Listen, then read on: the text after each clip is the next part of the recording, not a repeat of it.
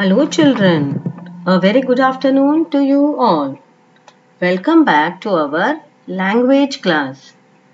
Today we are going to learn a new topic. The name is The King of the Golden River. This lesson has two parts children. I will be teaching you the first part today. Today we are going to read a 19th century classic story of adventure, magic and good deeds written by John Ruskin. Now children, in this story, The King of the Golden River, it is the story of three brothers which tells us how bad deeds and cruelty destroys everything, but good deeds and kindness restores everything. So now children, we will read and understand this lesson. The King of the Golden River. Long, long ago, in the mountainous part of a country, there was a fertile valley. There were many waterfalls leaping down the mountain tops, but not into the valley. They all ran down the other side of the mountain. One of the falls was very high and shone like gold in the beams of the evening sun. People called it the Golden River. Now children, in this paragraph, we see that many years ago there was a country in the mountainous part. That means it covered with many mountains on all the sides, and it was a very fertile valley. What is the meaning of fertile valley? Fertile means the land that can produce good crops.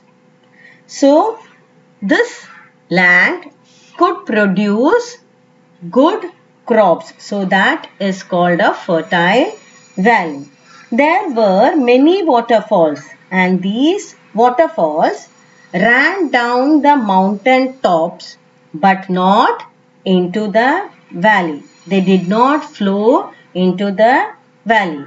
They ran down on the other side of the mountain. Now, one of the fall was very high and it shined like gold. The beams means the rays of the sun, it looked like gold. So when the sun was shining in the evening, it looked like gold. So people who lived there, they called it the Golden River. Now, though there were no streams running down to the valley itself, the wind constantly brought the clouds to the valley. Even when the rest of the country was dry, it always rained in the valley. In the valley, the wind and the clouds made the crops green, the hay high, the apples red, the grapes purple, and the honey sweet. People called it the Treasure Valley. Now children, in this paragraph, we know that there is a valley. It was very beautiful, but though the valley was very beautiful, almost among the mountain there was no water coming from the mountain top. So the waterfall did not fall on the valley, but to the luck of this valley, many a time there were clouds on the top of the valley, and showers of rain that fell on the valley made this place more beautiful, and it would grow because of this nature. Okay, it had lots of greenery around, high hay and the apple trees and the grapes which were purple, and the honey were very sweet.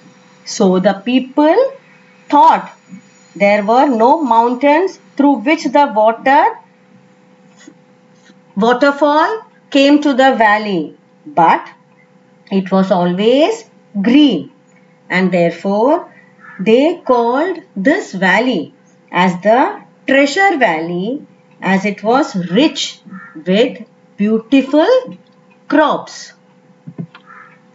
The treasure valley belonged to the three brothers, Schwartz, Hans, and Gluck. The two older brothers were big, ugly, and wicked. They were good farmers, but they killed everything that was not profitable for them, even little things like blackbirds and hedgehog and crickets. They did not treat their servants well and gave them only poor wages. They waited till the corn had become very expensive in the market and then sold it for twice its value. They were very rich, but they never ever gave even so much as a penny to the poor. People called them the Black Brothers. Now, this treasure valley, children, it belonged to three brothers. Three brothers were the owners of this treasure valley. The brothers were Schwartz, Hans, and Gluck. So the two elder brothers were very ugly and wicked. They were very wicked. They did not pay the farmers wages properly. So they were very rude people. Now the two elder brothers, they were taking care of the crops grown in the valley, and they killed everything that was not a profit to them. Even the little things like the blackbirds, hedgehogs, crickets, they were all killed as they were not useful. Now blackbird, you can see in the picture, children, it is a small black color bird, and hedgehog is a small brown animal. It is covered with sharp needles. And of course we know about the cricket for this famous sound it makes. So they killed all these as these were not useful to them. They even did not treat their servants or farmers well. They made them work hard and paid them very less wages. They paid them less money as salary for them. They did so much for the brothers, the farmers. They worked hard for them, but still they did not pay them well. And what they do, they waited for the crops like corn to sell them very expensive. They waited for the crops in the market to become very expensive, and they sold it only when it became expensive, because at that time there was more demand and the crops were sold for double the price, and so they waited. During the normal period they never sold their crops. They waited for the crop to become expensive so that they can make more money. So they became rich day by day, and though they were rich, they were not at all of the mind that to help the poor, and so they never ever gave a penny or a money to the poor. Therefore, the people called them Black Brothers. They were called Black Brothers. These are the two black brothers. The youngest of the three brothers was only 12 years old. He was just the opposite of his brothers. He was kind to every living thing, though his own brothers were cruel to him and made him do all the cooking and the mending and the housework for them. One evening, the two brothers had gone out. As usual, they had warned Gluck to let nobody in and give nothing out. Gluck was to get their dinner ready for them. Now here the two elder brothers, they had a younger brother, the third brother. He was only 12 years old and they treated him also very badly. His name was Gluck, Gluck. He was only 12 years old and they treated him also very badly. But he was the opposite of these two brothers. That means he was not at all wicked and he was very kind to all the living things around him. He had to do all the cooking, cleaning, mending, everything. Every household work he had to do. So he was always busy. As usual, these two brothers, the first two brothers, Swartz and the other one is Hans. Yes, they had gone out and they gave the instruction to the little brother, that is Gluck, that not to let anyone inside the house and not to give anything to anybody. And this little brother Gluck had to make the dinner ready for them before they came home. It was raining very hard outside and the weather was very cold. Just then there was a double knock on the door. Gluck went to the window and put his head out to see who it was. He saw the most extraordinary looking gentleman standing at the door. Now it was raining very hard. Very hard means very heavily and the weather was very cold. Just then the little brother, that is Gluck, he heard someone knocking at the door. It was a double knock. 2 times they knocked. So he went near the window to see who it was. And when he looked out, he saw an extraordinary looking gentleman. Now this person was very different and he was standing at the door. Extraordinary means not having a usual appearance. He was looking very different. The strange visitor was very short with a large nose, red cheeks, curly moustache and merry twinkling eyes. He wore a conical cap as high as himself and a cloak 4 times as long. I am wet, let me in, said the stranger. I beg pardon, sir, said Gluck. I am very sorry, but I really can't. My brothers would beat me to death if I did any such thing. So the stranger or the visitor who had come, he was very short and he had a very large nose. His cheeks were red and his moustache was curly. You can see in the picture, children. He was very happy and his eyes looked very happy. It was twinkling and he wore a conical cap. Conical cap means the shape of a cone. And he wore a cloak. Cloak means a long gown. And the gown which he wore was not of his size. It was 4 times long. It was very, very long for him. And what he told Gluck? He told Gluck, please let me come in because I am wet. But Gluck was very sorry. He felt very bad. He told the stranger, I am sorry, sir. I cannot let you inside my house because my brothers will beat me to death.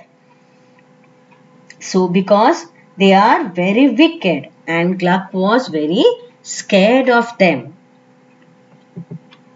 But Gluck saw how hard it was raining and how cold it was and how wet the gentleman looked. So he opened the door and let the stranger in. Gluck thought he would let the stranger get warm inside for some time and asked him to leave before his brothers came home. Now Gluck saw that it was raining really very hard and it was also very cold outside. And as he was very kind at heart, he could not see the gentleman standing out in the rain. So he wanted to help the stranger. He opened the door and he let the stranger in. And what did Gluck think? He thought that I would let the stranger in, let him get warm for some times, and before the brothers came home, he would ask the stranger to leave his house. The stranger, however, had no plans of leaving. In fact, he told Gluck that he had had nothing to eat for 2 days and was very hungry. It melted Gluck's heart to hear this. So he decided to give the stranger a part of his own dinner.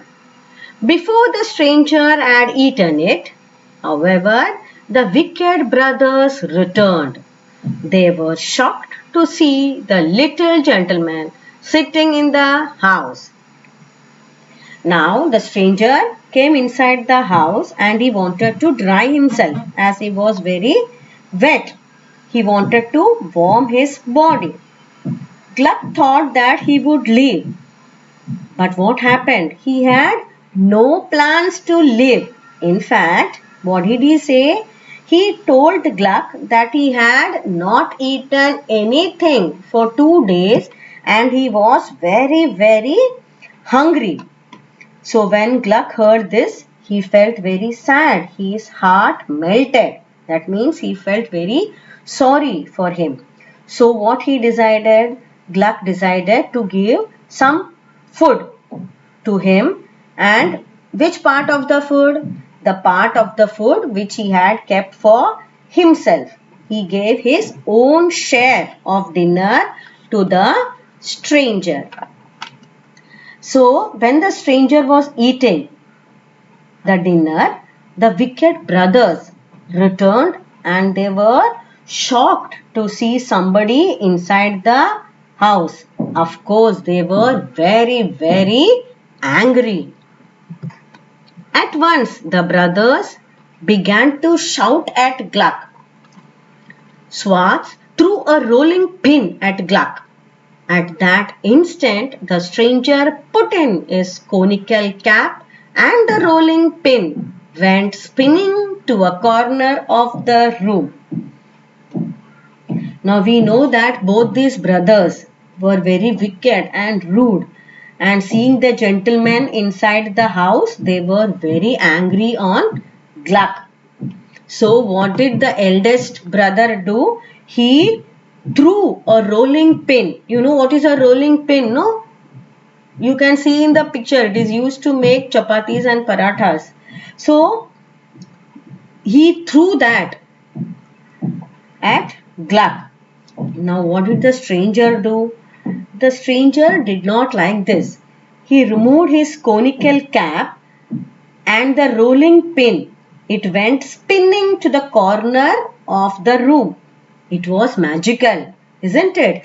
It did not hurt the little boy Gluck. But what happened? It went rolling and rolling to the corner of the room.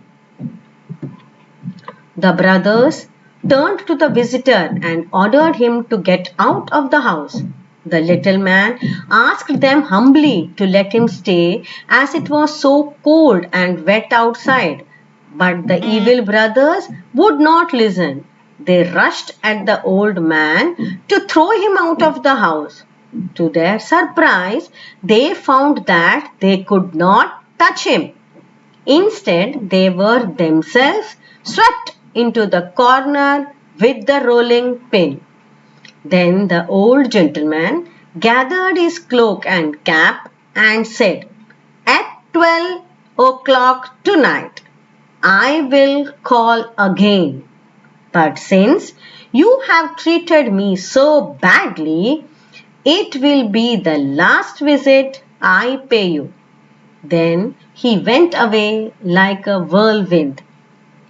Now in this paragraph, what happens?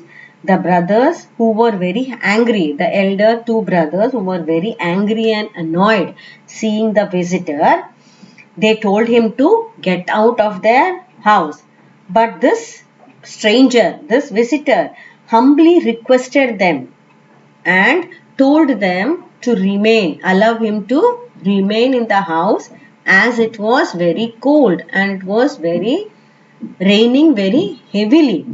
But the evil brothers did not listen and they wanted him to drive away. They wanted him to drive the stranger out of the house. So what they did, they rushed towards the stranger, caught hold of him and they wanted to throw him out. But what happened? To their surprise, something strange took place. They found that they could not touch the stranger. They could not even touch the stranger. Instead, what happened? They themselves were swept to the corner of the room with the rolling pin. Both the brothers were swept to the corner of the room with the rolling pin. Now the stranger, that is the old gentleman, he collected all his belongings, his cloak, his cap, everything, and he said that at 12 o'clock tonight he will come again. He said that he will come at 12 o'clock tonight and that will be his last visit, because they have treated him very badly and he was very unhappy with both the brothers, and he went away like a whirlwind. What is a whirlwind, children? It means air moving round and round in circle. Okay, and it travels across the land. That night, a big storm woke the brothers. It shook the house and blew away the roof. Once again, the wicked brothers saw the strange visitor. He was sitting on a cloud, bobbing up and down. "You may go to your brother's room. I have not damaged it," he told Hans and Schwartz. "Remember, this is not my last visit. You will find my card on the table." And with those words, he disappeared. Now here what happened? The stranger said that he will visit them once again, isn't it, at 12 o'clock, and it will be his last visit. So again at night a big storm came and woke up the brothers, and it was shaking the house. It blew off the roof, and the wicked brothers saw the strange visitor. And what he was doing? He was sitting on a cloud, bobbing up and down, means swinging. He was swinging up and down on the cloud.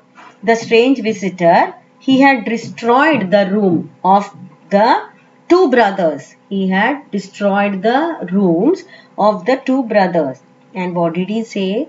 He said that you can go to the little brother's room because he has not damaged. And he said it was his last visit. They will find a card on the table, and with that he disappeared. The strange visitor disappeared. He only said that they will find a card on the table. In the morning, the brothers saw from the window that the storm had swept away whole trees and crops from Treasure Valley. Everywhere they saw only red sand and grey mud. The valley was a picture of ruin. The brothers then crept into the kitchen. On the kitchen table, there was a small white card. Now children, in the end, what happened?